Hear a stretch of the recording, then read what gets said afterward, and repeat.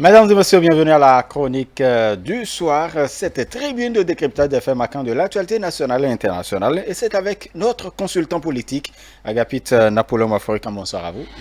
Bonsoir Romuald, bonsoir à tous nos téléspectateurs.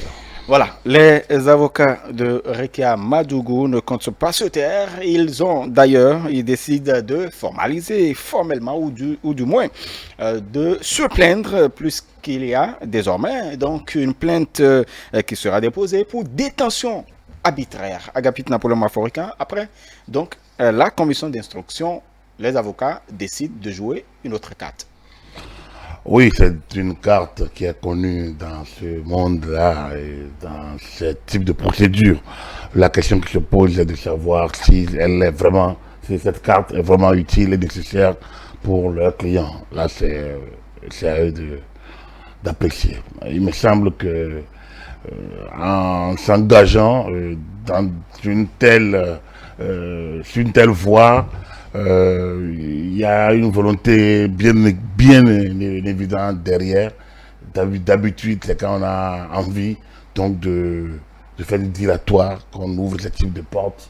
Et c'est connu dans le milieu. Et on ne va pas réinventer la roue. Peut-être qu'ils voient là le contexte dans lequel leur cliente a été peut-être interpellée.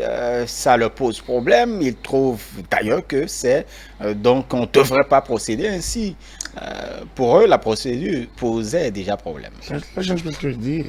Ils ont le droit, c'est connu. C'est bien évidemment une possibilité qu'il y a offerte. Donc, mais pour un avocat, ils savent qu'en s'engageant sur une telle voie, alors que déjà une procédure est en cours qui n'est pas du tout une procédure dans laquelle ils sont une partie des défendeurs, comme on le dit, ils sont là pour se défendre.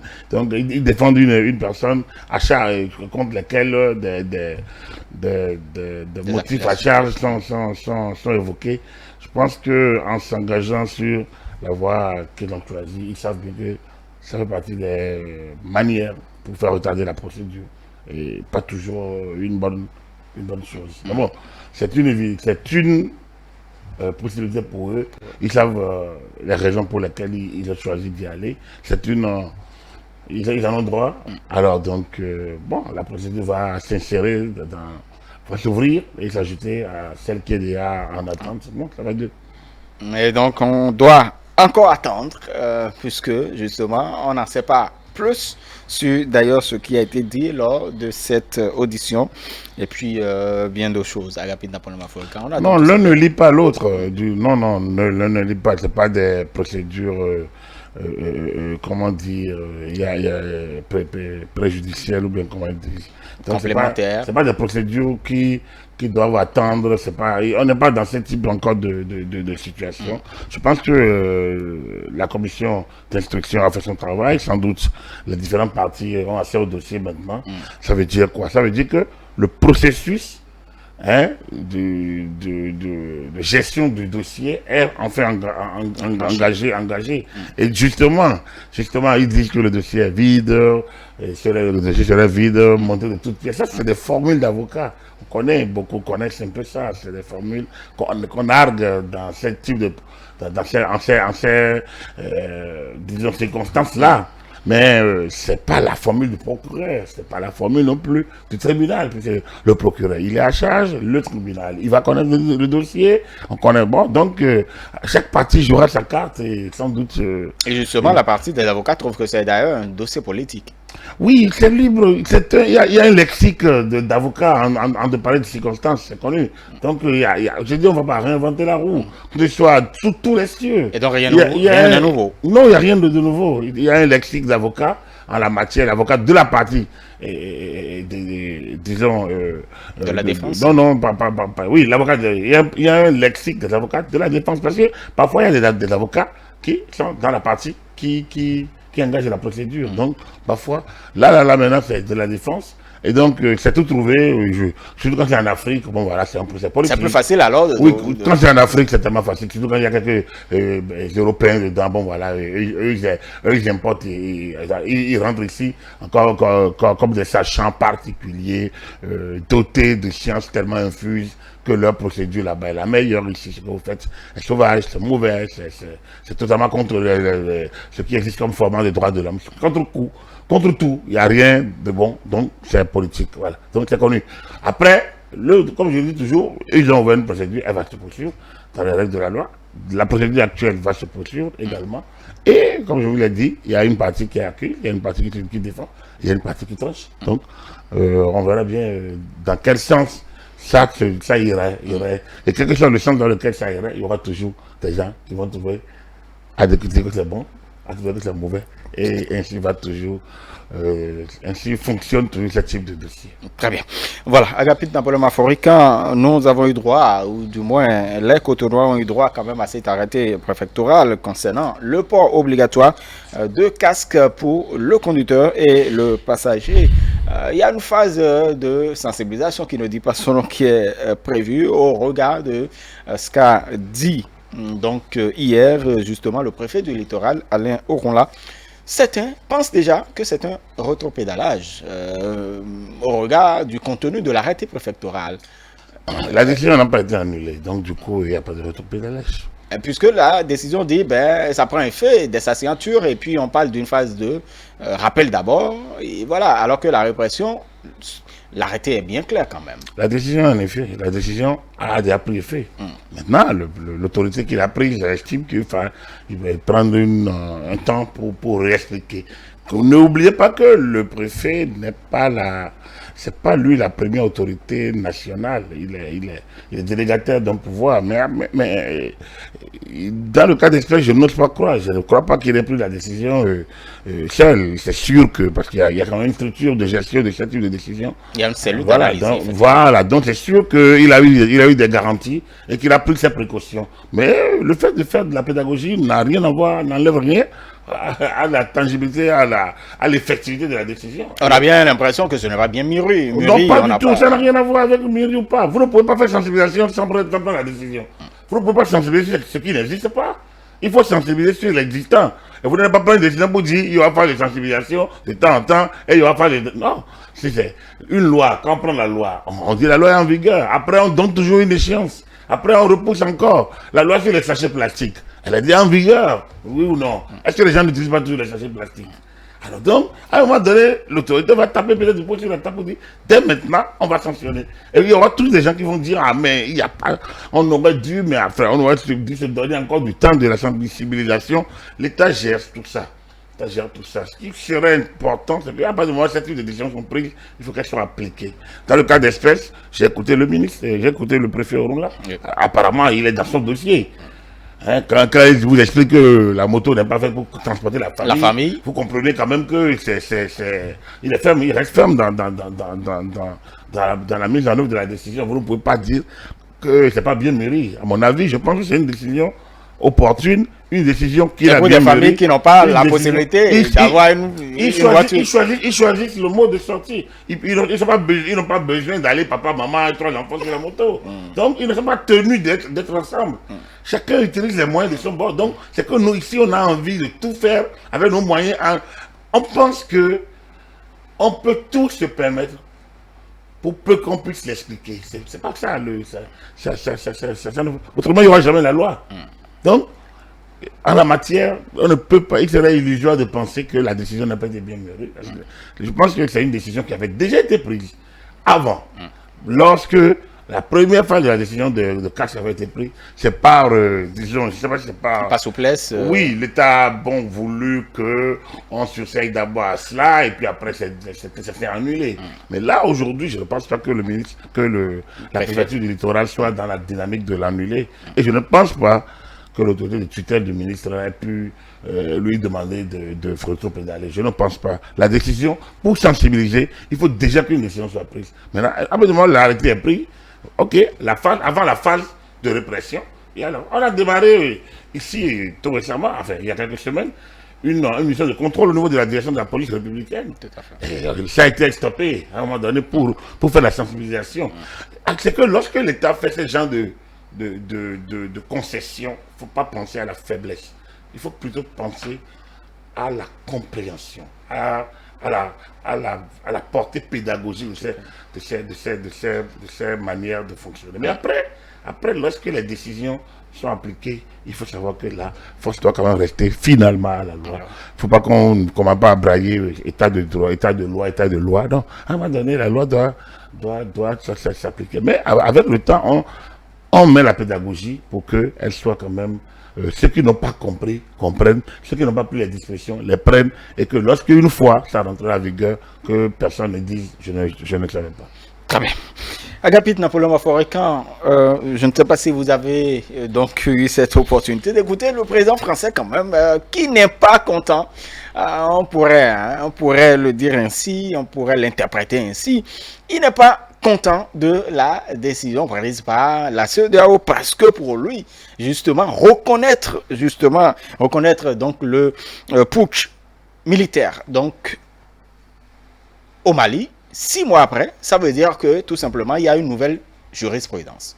Agapit Napoléon Maforekan. Oui, moi je le comprends, Emmanuel Macron. Je le comprends, je comprends un peu son état d'âme. Il a été donc très correct.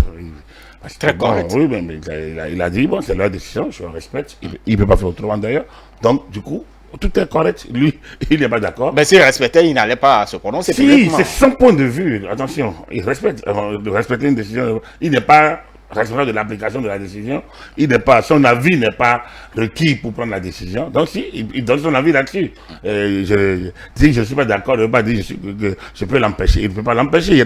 La France n'a pas de mesure particulière à prendre contre la CEDEAO en la matière. C'est quand même les 15 chefs d'État qui prennent une décision. Mais après, il faut analyser un peu plus et aller au-delà. Macron, dans ce dossier globalement, la France a fait plus d'amateurisme ou d'excès de puissance. En fait, la France, au regard de sa portée militaire, au regard de ce qu'elle apporte dans la région, n'a pas su gérer ce moment particulier, alors que deux événements se passaient ensemble. C'est vrai, le putsch malien a eu lieu plus tôt, ça a été presque plus ou moins géré. C'est vrai, on aurait dû évacuer les militaires, la fermeté aurait pu continuer jusqu'au bout, mais à partir du moment où la CEDEAO, je ne vais pas revenir sur les mêmes arguments, que la CEDEAO a permis aux putschistes de rester toujours dans le dispositif, c'est déjà une décision à minima, donc une sorte de oui mais, qui avec le temps s'est transformé en oui forcé au oui. La CEDEAO n'a pas été heureuse de reconnaître les autorités de Bamako. Elle n'a pas le choix, je le disais ici. Oui. Parce que la population également. Non, c'est qu'au Mali, à partir du moment où la charte de transition a été validée, avec dedans les putschistes, du coup, le colonel Goïta a utilisé le mécanisme maintenant pour éjecter les autres. Exactement. En les faisant démissionner d'eux-mêmes. Et donc, les décisions prises, comme je vous ai dit, en l'apparence de la légalité. Et à partir de cette décision, en l'apparence de la légalité, les gens auront du mal à revenir encore. Vous ne pouvez pas demander pourquoi vous appliquez votre loi. C'est ça le problème. La charte de transition du Mali a été le fait de valider les putschistes. Dans cette charte de transition était déjà la première erreur de la CEDEAO. Donc du coup, la CEDEAO ne peut pas aller plus loin. Quelle que soit la pression, Goïta avait le soutien des populations, le soutien d'une partie de la classe politique. Dès lors, comment la CEDEAO peut faire dans ces conditions-là? C'est difficile pour elle. Donc elle a fait comme une mauvaise fortune, bon cœur. On a envoyé Jonathan qui a essayé, d'en dire voilà, les élections auront lieu en février 2022. C'est sûr qu'à l'approche, ils diront qu'ils ne sont pas prêts. Vous allez voir, il faut jouer. Donc, c'est vrai que en la matière, la CEDEAO a failli perdre la main, mais a pu garder quelque chose de mieux qui lui restait pour continuer à peut-être peser sur le Mali. Le Mali étant quand même un pays sensible. Exactement. On ne peut pas lâcher le Mali comme la France. Et c'est là que, dans la zone, c'est là que Emmanuel Macron n'a pas bien joué. Et lui, justement, je pense que le Drian est fatigué. Et ça, je pense que qui a connu un peu cette région sous Hollande quand il était aux affaires étrangères, donc quand il était à la défense, il me semble. Donc, aujourd'hui, la région a des difficultés. Pourquoi la France peut accepter la situation au Tchad et ne pas accepter au Mali? Effectivement. C'est là toute la faiblesse, c'est là qui a affaibli la position française. on a l'impression qu'il y a une situation, on a envie de régler un problème au Mali, mais donc une sorte de diktat, hein, où on impose, vous prenez, soit vous prenez, soit on vous laisse. Et lorsque vous tenez un tel discours dans un pays comme le Mali, où déjà vous n'êtes pas toujours les bienvenus, donc vous regardez un peu l'histoire, je ne pense pas que le Mali est bien joué, la France est bien jouée, surtout qu'à côté, on a compris quand même que au Tchad, le président peut décéder et on peut ne pas appliquer la procédure d'évolution du pouvoir. Et que la France peut participer aux obsèques en adoubant le nouveau fils. Il y a une sorte de mauvaise gestion, d'amateurisme ou d'excès de puissance. Dans l'un ou dans l'autre cas, ça n'a pas rehaussé l'image de la France. Est-ce que pour le Mali, la France, vous savez qu'on n'est pas loin donc de cette échéance électorale, parce que beaucoup, en tout cas, certains Français voulaient quand même que les militaires reviennent. Est-ce qu'on n'est pas en train de jouer quand même sur un pied électoraliste, tout ça? Je n'ai pas envie de revenir sur leur décision. Je dis simplement qu'en la matière, la France a fait preuve, ou ça d'amateurisme, ou ça d'excès de puissance. Et donc, la CEDEAO a pris la responsabilité en la matière. Donc, ils ne sont pas dans les mêmes rôles. Ils ne sont pas dans les mêmes rôles. La CEDEAO, si elle ne reconnaissait pas le régime qui est à Bamako, la CEDEAO perdait la main. De toute façon, le régime allait exister avec ou sans l'aval de la CEDEAO. Exactement. Les sanctions, il faut les appliquer. Mais, vous pensez que le Burkinabé appliquerait les sanctions? Vous pensez absolument que le Guinéen le ferait? Déjà, certains sont prêts à l'accueillir. Donc, à partir du moment où ils ne sont pas unanimes pour condamner, c'est que le colonel et certains des ponts du régime feront certaines sorties. Il faut rentrer dans les tenants réellement, les aboutissants, les soutiens de l'ombre du push de Bamako, et vous comprendrez la complexité de ces histoires. Ils ont des alliés dans les... Et d'ailleurs, on a vu quelques tournées qui donc, quand il te parle de pays, ils sont des alliés. Donc, ça, la France ne gère pas ça là. Mais la France gère ses alliés, puisque la France était à N'Djamena. Donc, autant Déby aide la France à maintenir peut-être la stabilité dans la région et aide la France à contrôler ses intérêts dans la région, autant la CEDEAO a tenu compte de rapports de force en son sein et a préféré faire compte de mauvaise fortune, comme je le disais. Ce n'est pas une situation aussi facile pour l'un pour l'autre, mais ça, c'est la géopolitique. Macron, il a raison, c'est ça qu'il vous dit. Il a raison, lui, il est là-bas, il dirige une puissance qui peut se décider de venir aujourd'hui, décider de partir demain, a les hommes, a les moyens. La CEDEAO aujourd'hui n'a même pas les hommes ensemble. Donc du coup, c'est pas la même manière de réagir, c'est pas la même réalité. Et donc, chacun joue avec les moyens de ses forces dans ce rapport de force politico-militaire sous forme de djihadisme et de terrorisme dans la région. Très bien, voilà. Merci beaucoup à vous, Agapit Napoléon Mafourkan, pour ces éclairages. C'était donc votre chronique, la chronique du soir. Mesdames et messieurs, merci d'avoir suivi donc cette tribune de décryptage des faits marquants de l'actualité nationale qui laisse place maintenant à votre causerie débat, ça se discute.